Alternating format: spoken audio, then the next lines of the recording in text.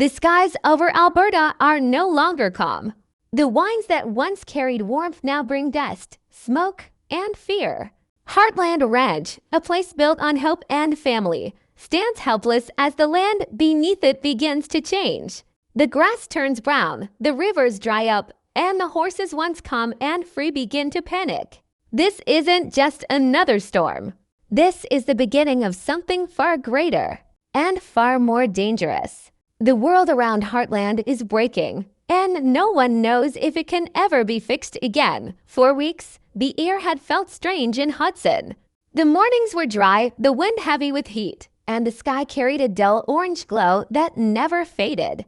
The birds stopped singing early that season, and the horses stood still for hours, uneasy and restless. Amy could feel it too. Something deep inside her told her that the land she loved was trying to warn her. Each morning, as she walked through the pasture, her boots kicked up dust where green grass once grew. Jack would say it was just another dry spell, but Amy knew better. The earth didn't just dry up, it cried out. The people of Hudson tried to ignore it. They held barbecues, rode their horses, and pretended nothing was changing. But the smell of smoke had started to linger in the air. It came from far away, at first fires deep in Alberta's forests, too distant to see but close enough to fear. Lou watched the weather reports with worrying, hearing talk of drought warnings and rising temperatures. The river behind Heartland was shrinking fast, its edges cracking under the sun. The water that once reflected the blue sky now sat still, brown and silent. Amy spent more time with the horses than ever. She brushed them slowly, speaking softly, as if her words could keep them calm. Spartan, her oldest companion, had grown uneasy. He paced the stall, snorting at the dry wind that swept through the barn. Amy ran her hand down his mane and whispered, "It's okay, boy. It's just the wind." But in her heart, she knew it wasn't just the wind. Something bigger was coming, something the whole of Heartland wasn't ready for. That evening, the family gathered for dinner on the porch. The sun set behind a haze of smoke, painting the sky in shades of red and gold. It should have been beautiful, but instead, it felt haunting. Jack looked out across the fields, his weathered hands resting on his knees. "Never seen a summer like this," he said quietly. "Not in all my years here." The table fell silent. Even the cicadas had stopped singing. The air hung still, thick and heavy.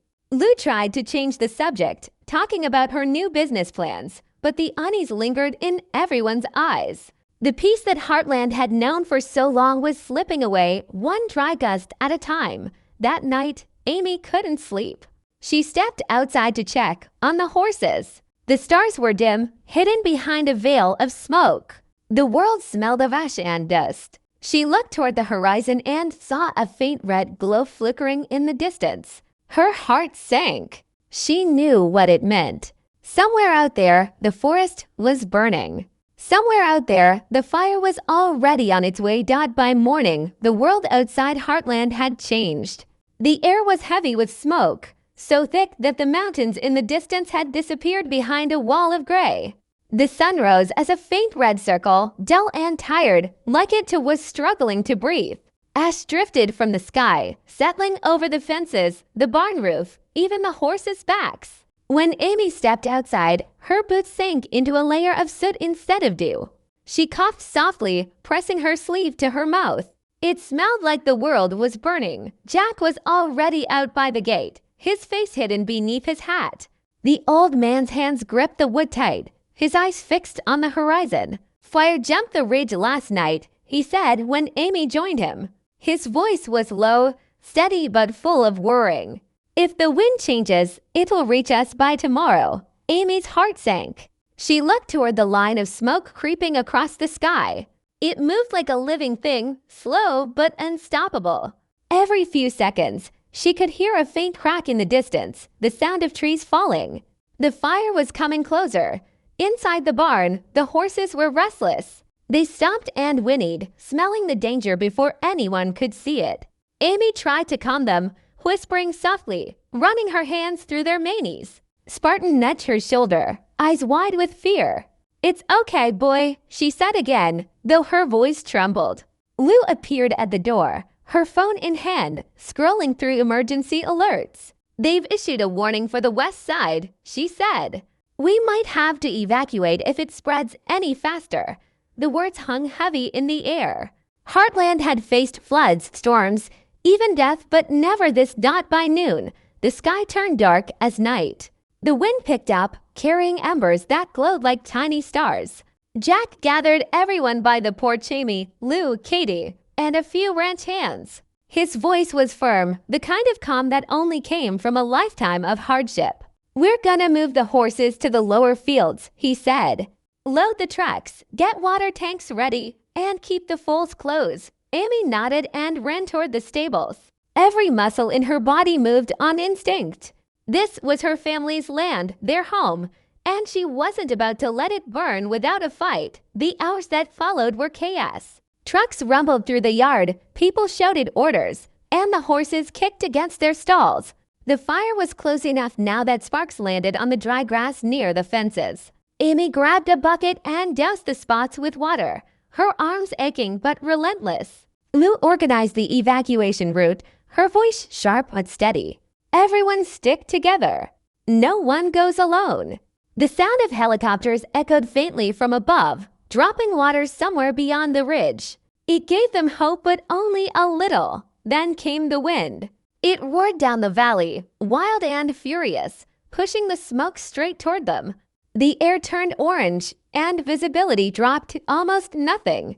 Amy could barely see Jack through the haze. She called out to him, but her voice was swallowed by the wind. Somewhere behind her, a horse screamed, a raw, terrified sound that cut through everything. She turned and saw Spartan pulling against the rope, desperate to flee. Amy ran to him, coughing, eyes stinging with smoke. "Easy, easy," she cried, loosening the knot with shaking hands. Spartan bolted the moment he was free, galloping toward the open field. The next few minutes felt endless. Amy chased after him, stumbling through the thick smoke, calling his name. Flames flickered along the tree line now, bright against the dark sky. The heat was unbearable, the sound deafening, a mix of cracking wood and roaring fire. Amy's throat burned with every breath. She spotted Spartan near the old corral, trapped behind a fallen fence post. Without thinking, she rushed forward, pulling the post away. Her hands blistered from the heat, but she didn't stop. "Go," she shouted, slapping Spartan's flank. The horse bolted toward the stream, vanishing into the smoky distance. When Amy finally turned back, she saw Jack's truck headlights cutting through the smoke. He was shouting her name.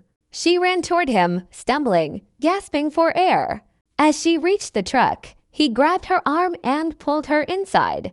"You could have been burned alive," he yelled, but his voice broke halfway through. Amy looked back at the land, the barn half hidden behind the wall of smoke, the fields glowing red at the edges. "We can't leave it, Jack," she whispered. "Not Heartland." He didn't answer right away. The fire reflected in his eyes as he started the engine. "We'll come back," he said finally. "We always do." The truck rumbled down the dirt road, past the fences they'd built with their own hands, past the memories buried in every corner of that land. Behind them, Heartland burned, not just a ranch, but a part of their soul.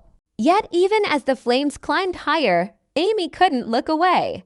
The fire might destroy everything they owned, but it couldn't take what Heartland truly stood for. The love, the courage, the bond they would carry that with them. Even through the fire, the world had turned into a blur of smoke and fire.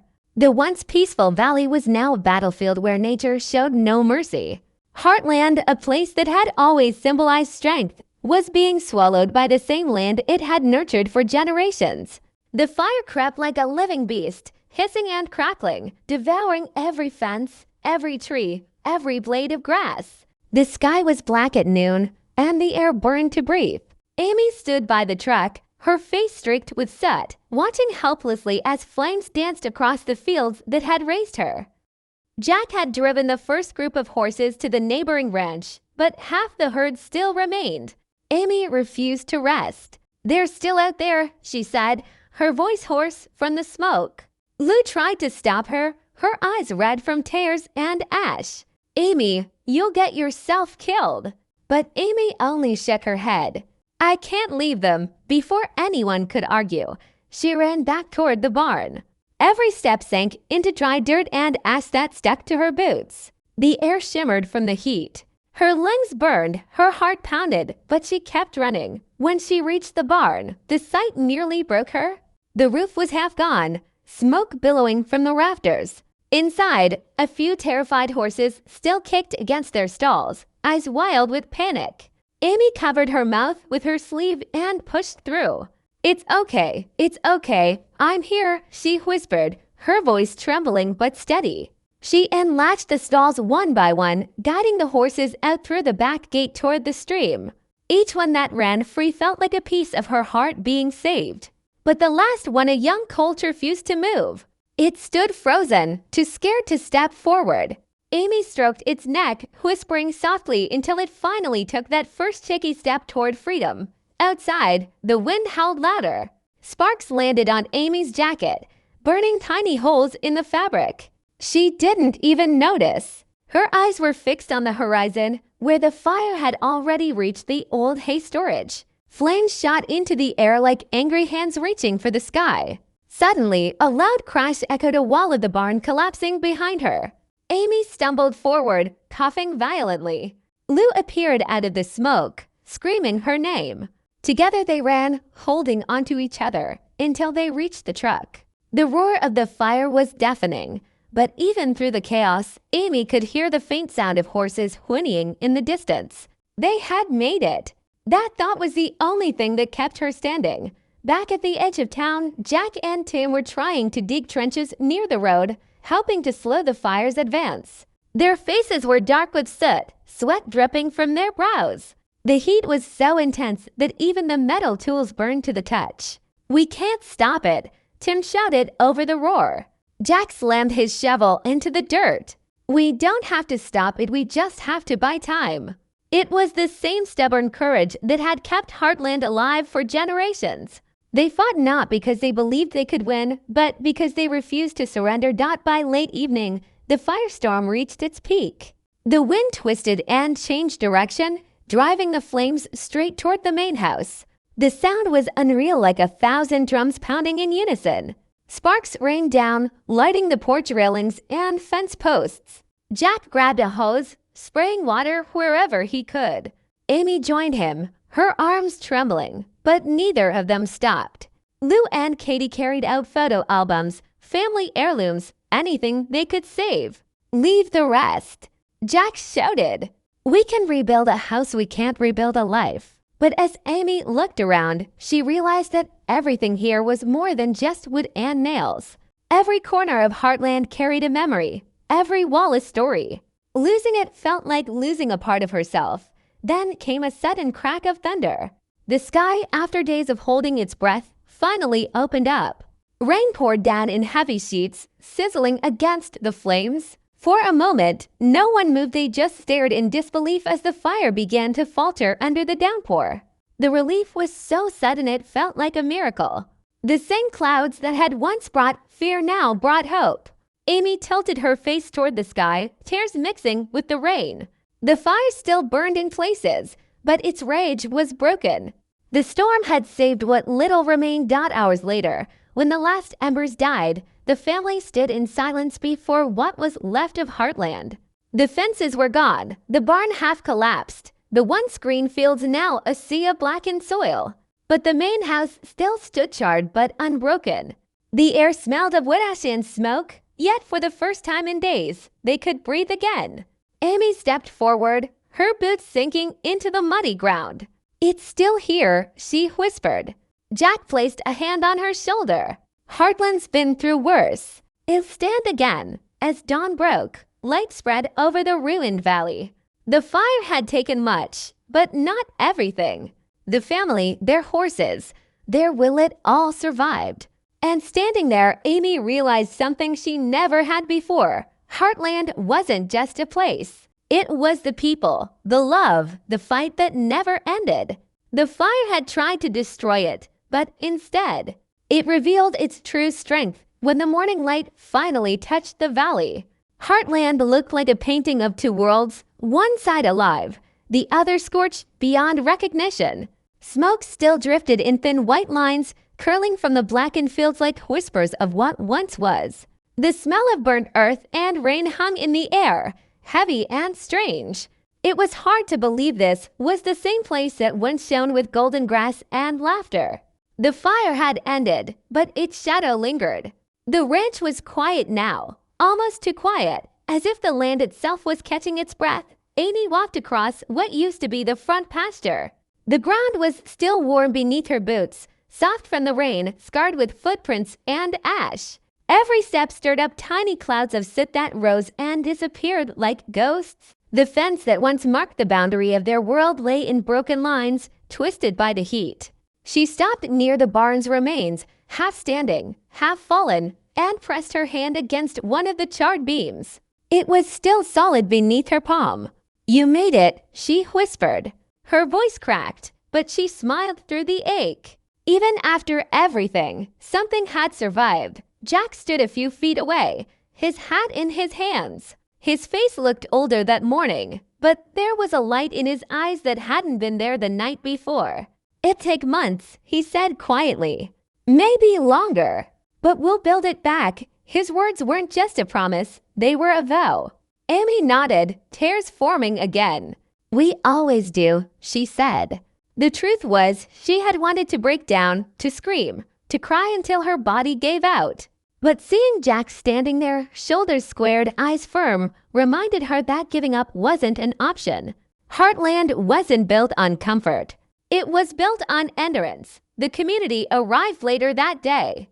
Trucks rolled in carrying water, feed, and supplies. People from Hudson, neighbors, friends, even strangers, came to help. Lou directed them with quiet determination, organizing cleanup teams and food for the volunteers. Tim helped clear debris, his hands bleeding from splinters but refusing to stop. "We'll get the fences up first," he said, voice rough from exhaustion. "Then the roofs. Animals need shelter before we do." Katie carried buckets of nails and bolts, her small hands steady, her eyes burning with the same stubborn spark her mother once had got by afternoon. The sound of hammers and saws echoed through the valley. It was the music of rebuilding, raw, steady, hopeful. Amy joined the others, her clothes still smelling faintly of smoke. Every swing of her hammer, every lifted board, felt like defiance. Each piece they repaired wasn't just wood and metal, it was memory, strength, and love stitched back into the land. Even the horses seemed calmer, grazing near the edges of the pasture, as if they'd understood that the danger had passed. Spartan stood close by, his coat still smudged with ash. Amy leaned her forehead against his neck. "We made it," she whispered again. This time, it sounded like a prayer dot as the sun dipped below the horizon, painting the sky in soft purples and golds. The first new fence stood finished. It wasn't perfect, rough boards, uneven nails, but it stood tall, proud, like the people who built it. Lou brought out old lanterns, their glow warm against the darkening land. They gathered together, hands dirty, faces tired, but spirits unbroken. No one spoke for a long while. They didn't need to. The silence was full of understanding, of gratitude, of quiet strength. That night, Amy sat by the porch, staring out at the dark outlines of the fields. The stars had returned, shining bright and clear for the first time in weeks. She could hear the gentle rustle of wind through the half-burned trees and the distant sound of horses breathing. The land was wounded but alive. Nature, like Heartland, would heal slowly, stubbornly. Beautifully, she thought about what the fire had taken, the old hayloft where she trained her first horse, the wooden swing by the oak tree, the photos that once hung in the living room. But she also thought about what it had given them, a reminder of what truly mattered: family, home, resilience, in losing so much. They had rediscovered everything. When Jack joined her on the porch, he didn't say anything at first. He just sat beside her, watching the stars. After a while, he said softly, "Fire changes things. Amy burns away the old, leaves room for the new. Maybe it's not the end. Maybe it's just a beginning." She looked at him, then at the horizon where faint green sprouts had already begun to appear through the ash. Life was coming back, Quietly, bravely, Amy smiled, her eyes reflecting the starlight. "Then let's make it a better beginning," she said.